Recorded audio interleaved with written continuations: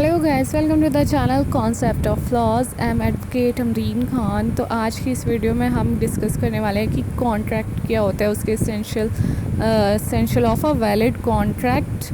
तो simple way में हम इस वीडियो को कवर करने वाले हैं। सो गाइस, वीडियो को एंड तक देखिए and subscribe, share and like my videos. Time को वेस्ट ना करते हुए वीडियो को स्टार्ट करते हैं।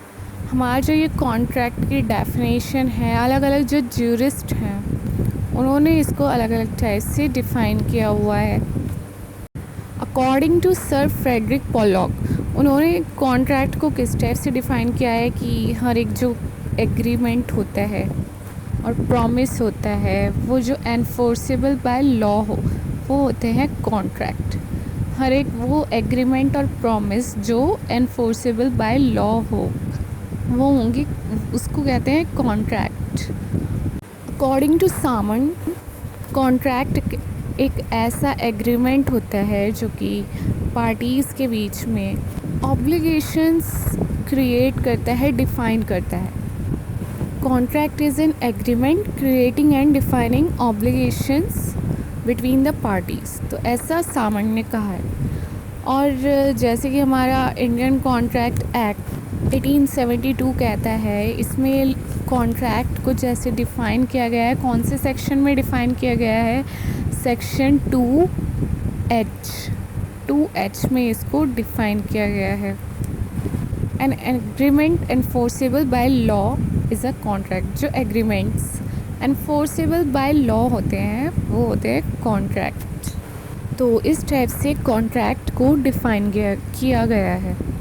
और इसका ऑब्जेक्ट क्या होता है? इसका ऑब्जेक्ट होता है ऑब्लिगेशन क्रिएट करना।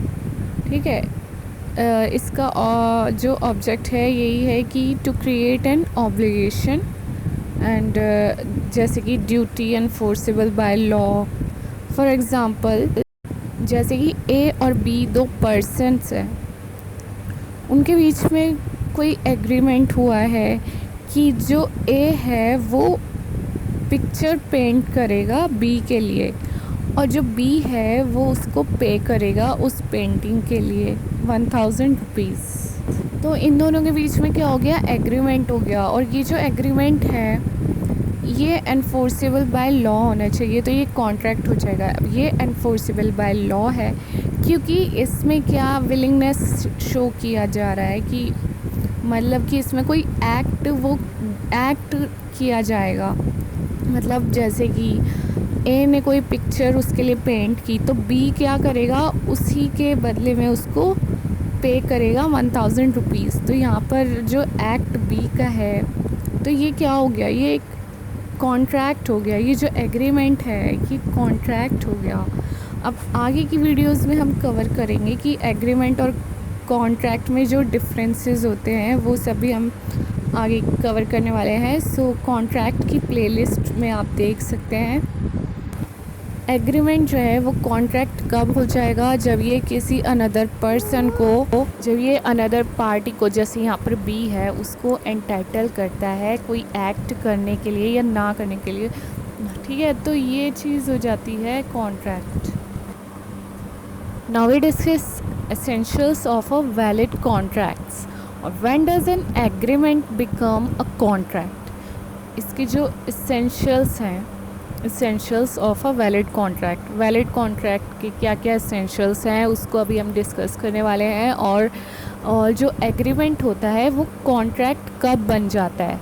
जैसे कि हमने पढ़ा according to section 2H of Indian contract act कि जो एग्रीमेंट्स होते हैं वो कॉन्ट्रैक्ट होते हैं।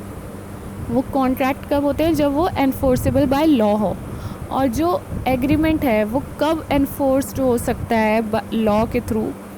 जब वो जो ये एसेंशियल्स हैं इन सभी एलिमेंट्स को कंटेन कर लेता है कोई एग्रीमेंट।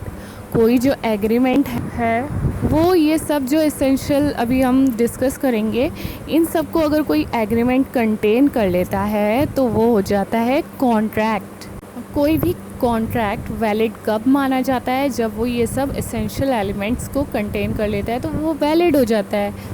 और कोई भी एग्रीमेंट एनफोर्सेबल बाय लॉ जब होगा अगर कि वो सभी रिक्वायरमेंट्स ऑफ सेक्शन 10 की, इंडियन कॉन्ट्रैक्ट एक्ट का जो सेक्शन 10 है उसकी सभी रिक्वायरमेंट्स को सेटिस्फाई करता है। सेक्शन 10 ये बताता है कि कौन से वो एग्रीमेंट्स हैं जिनको हम कॉन्ट्रैक्ट कहेंगे।